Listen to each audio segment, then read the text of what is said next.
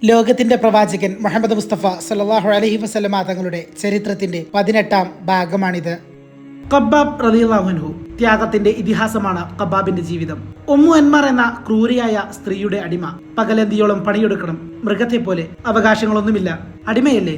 അള്ളാഹുവിന്റെ ദീനിലേക്കുള്ള വിളി കേട്ടു. സാഹോദര്യത്തിന്റെ മതം, സമത്വത്തിന്റെ മതം. തന്നെ സൃഷ്ടിച്ച അള്ളാഹുവിൽ വിശ്വസിക്കുക, അള്ളാഹുവിന്റെ റസൂലിലും വിശ്വസിക്കുക. ഖബ്ബാബ് സത്യമതം സ്വീകരിച്ചു. ഉമ്മു അൻമാർ ആ വിവരം അറിഞ്ഞു. ഖബ്ബാബിനെ വിളിച്ചു. ഞാൻ നിന്റെ യജമാനയാണ്. നീ മുഹമ്മദിന്റെ മതം ഉപേക്ഷിക്കണമെന്ന് ഞാൻ കൽപ്പിക്കുന്നു.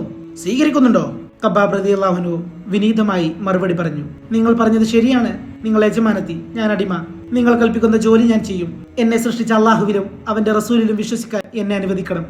ധിക്കാരി, നിന്നെ അടിച്ച് തകർത്ത് കളയും. അടിയുടെ ശബ്ദം, തൊഴിയുടെ ശബ്ദം. ലാ ഇലാഹ ഇല്ലല്ലാഹ്, ലാ ഇലാഹ ഇല്ലല്ലാഹ്, അല്ലാഹു അല്ലാതെ ഒരു ഇലാഹില്ല. നീ മടങ്ങുന്നുണ്ടോ? ഇല്ല. അങ്ങനെ ഖുറൈശി പ്രമുഖന്മാർ ഒരുമിച്ച് കൂടി കടുത്ത ശിക്ഷ നൽകുന്നതിനെ കുറിച്ച് ചിന്തിച്ചു. ഒരു തീരുമാനത്തിലെത്തി. കൽക്കരി കൊണ്ടുവന്ന് കത്തിച്ച് ആ കനലിൽ മലർത്തി കടത്തുക. ശരീരം തീക്കനലിൽ കടന്ന് ഉരുകുമ്പോൾ ഇസ്ലാമിൽ നിന്ന് മടങ്ങിക്കോളും. അങ്ങനെ കൽക്കരി കൊണ്ടുവന്നു നിരത്തിയിട്ടു കത്തിച്ചു. നല്ല കനൽ. അടുത്തു നിൽക്കാൻ വയ്യ. എന്തൊരു ചൂട്! ഖബ്ബാബിനെ പിടിച്ചു കൊണ്ടുവന്ന് തീക്കനലിൽ കിടത്തി. ഒരു ഭീകരൻ ഓടി വന്നു. ഖബ്ബാബിന്റെ മാറിടത്തിൽ കയറി നിന്നു. അനങ്ങാൻ വയ്യ. മനുഷ്യമാംസം വെന്തു കരിയുന്ന ഗന്ധം പരന്നു. ലാ ഇലാഹ ഇല്ലല്ലാഹ്, ലാ ഇലാഹ ഇല്ലല്ലാഹ്. ആരാധനകർഹനായി അള്ളാഹു അല്ലാതെ മറ്റാരുമില്ല. ശരീരം വെന്തുരുകി നീരൊഴുകുന്നു. ആ നീര് തട്ടി തീക്കനൽ അണയുന്നു. പൊള്ളിവ്രണമായ ശരീരവുമായി ഖബ്ബാബ് റളിയല്ലാഹു അൻഹു എഴുന്നേറ്റു. പിന്നീട് മുറിവുകൾ ഉണങ്ങി. വലിയ വെളുത്തപ്പാട് ശരീരത്തിന് പിൻഭാഗത്തു കാണാം. ത്യാഗത്തിന്റെ മുദ്രകൾ. ഖബ്ബാബ് റളിയല്ലാഹു അൻഹു ഇസ്ലാമിക ചരിത്രത്തിലെ തിളങ്ങുന്ന നാമം. പിൽക്കാലത്ത് സത്യവിശ്വാസികൾ അത്ഭുതത്തോടെ ഖബ്ബാബിനെ നോക്കുമായിരുന്നു. ഖബ്ബാബ് റളിയല്ലാഹു അൻഹുവിന്റെ കരുത്തോർത്ത് കാലഘട്ടം വിസ്മയം കൊള്ളുന്നു. പീഡനങ്ങളും മർദ്ദനങ്ങളും നടത്തുമ്പോൾ ശത്രുക്കൾ ഒരു കാര്യം പ്രത്യേകം ശ്രദ്ധിച്ചിരുന്നു. മരണം സംഭവിക്കാതിരിക്കാൻ. അടിമകൾ മരിച്ചുപോയാൽ അത് വലിയ സാമ്പത്തിക നഷ്ടമുണ്ടാക്കും. സ്വതന്ത്രരാണ് കൊല്ലപ്പെടുന്നെങ്കിൽ അവരുടെ കബീലക്കാർ കലഹത്തിന് വരും. അത് ആഭ്യന്തര കുഴപ്പങ്ങൾക്ക് കാരണമാകും. ഇസ്ലാമിനും മുഹമ്മദിനും ഗുണമായി അത് ഭവിക്കുകയും ചെയ്യും. എല്ലാം വളരെ ശ്രദ്ധാപൂർവമായിരുന്നു. ബനു മഖ്സൂം ഗോത്രം. ആ ഗോത്രക്കാർ ബിംബാരാധകരാണ്. ഏതൊരു കാര്യത്തിനിറങ്ങുമ്പോഴും അവർ ബിംബങ്ങളെ കണ്ട് വണങ്ങുമായിരുന്നു. ആ ഗോത്രക്കാരുടെ അടിമകളായിരുന്നു യാസിറും കുടുംബവും. യാസിർ യമൻ സ്വദേശിയാണ്. മക്കത്ത് വന്ന് താമസമാക്കി. യാസിറിന്റെ ഭാര്യ സുമയ്യ, മക്കൾ അമ്മാർ, അബ്ദുള്ള, എല്ലാവരും അടിമകൾ. ഗോത്രത്തിനു വേണ്ടി പണിയെടുക്കുക, അതാണ് അവരുടെ ജീവിത ലക്ഷ്യം. ദാരിദ്ര്യം തന്നെ. അതിൽ നിന്നൊരു മോചനമില്ല. അടിമകളല്ലേ? അപ്പോഴാണ് പ്രവാചകൻ സല്ലല്ലാഹു അലൈഹി വസല്ലമ തങ്ങളുടെ വിളി വന്നത്. ഇസ്ലാം ദീനിലേക്കുള്ള ക്ഷണം. ഇഹലോകത്തും പരലോകത്തും വിജയം. സൃഷ്ടാവായ അള്ളാഹുവിൽ വിശ്വസിക്കുക, അവന്റെ പ്രവാചകനിലും വിശ്വസിക്കുക. അതിനെന്ത് തടസ്സം? യാസിർ കുടുംബം ചർച്ച ചെയ്തു. ഇസ്ലാം സ്വീകരിക്കാൻ അവർ തീരുമാനമെടുത്തു. എല്ലാവരും ഷഹാദത്ത് കലിമ ചൊല്ലി മുസ്ലിങ്ങളായി. പ്രകാശം മൂടിവെക്കാനാവില്ലല്ലോ. യാസിർ കുടുംബം ഇസ്ലാം ദീൻ സ്വീകരിച്ച കാര്യം ബനു മഖ്സൂം ഗോത്രം അറിഞ്ഞു. അവർ എല്ലാവരെയും പിടികൂടി. യാസിറും കുടുംബവും ഇസ്ലാം ദീനിൽ നിന്നും മടങ്ങണം.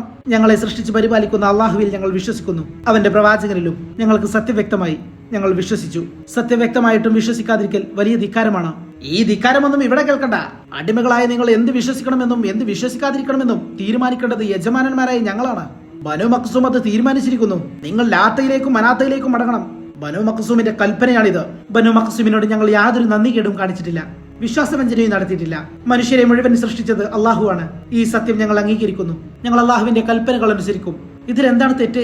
പെട്ടെന്ന് അടിപൊട്ടി. പറഞ്ഞതനുസരിച്ചാൽ മതി. തയ്യാറുണ്ടോ? ലാ ഇലാഹ ഇല്ലല്ലാഹ്, ലാ ഇലാഹ ഇല്ലല്ലാഹ്, അള്ളാഹു അല്ലാതെ മറ്റൊരു ഇലാഹില്ല. ധിക്കാരികൾ, നിങ്ങളെ ഞങ്ങൾ മര്യാദ പഠിപ്പിച്ചതാ. അടിയും തൊഴിയും. ബോധം കെടും വരെ യാസിർ റളിയല്ലാഹു അൻഹുവിനെ മർദ്ദിച്ചു. ഭാര്യ സുമയ്യ റളിയല്ലാഹു അൻഹയ്ക്കും മർദ്ദനം ലഭിച്ചു. മക്കൾ അമ്മാറിനെയും അബ്ദുള്ളയെയും വെറുതെ വിട്ടില്ല. ബോധം തിരിച്ചു കെട്ടിയപ്പോൾ വീണ്ടും ക്രൂരമായ മർദ്ദനം. ഇരുമ്പിന്റെ ഒരു കവചം കൊണ്ടുവന്നു. യാസിർ റളിയല്ലാഹു അൻഹുവിനെ അത് ധരിപ്പിച്ചു. ചുട്ടുപൊള്ളുന്ന മണൽക്കാട്ടിൽ കൊണ്ടിട്ടു. ഇരുമ്പിന്റെ കവചം ചൂട് പിടിച്ചു. അതിനകത്തെ മനുഷ്യ ശരീരം ചൂട് കൊണ്ട് കരിയാൻ തുടങ്ങി. തൊലി കരഞ്ഞ മണം.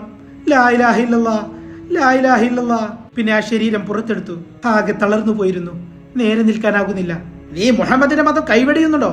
കാരുണ്യവാനായ അല്ലാഹുവേ, എന്റെ വിശ്വാസം ശക്തിപ്പെടുത്തണമേ. വിശ്വാസം പതറിപ്പോകാതെ കാത്തുരക്ഷിക്കണമേ. എല്ലാ പരീക്ഷണങ്ങളും തരണം ചെയ്യാൻ കഴിവ് നൽകണമേ. ഉള്ളുരുകിയ പ്രാർത്ഥന. എന്നിട്ടും നിന്റെ ധിക്കാരം അവസാനിച്ചില്ല.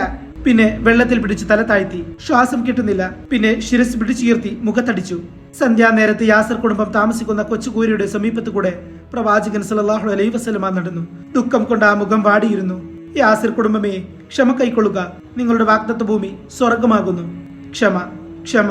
പ്രവാചകൻ സല്ലല്ലാഹു അലൈഹി വസല്ലം അത്രയും പറഞ്ഞ് നടന്നുപോയി. ഈ കഥയുടെ 19-ാം ഭാഗം അടുത്ത വീഡിയോയായി അപ്ലോഡ് ചെയ്യുന്നതായിരിക്കും.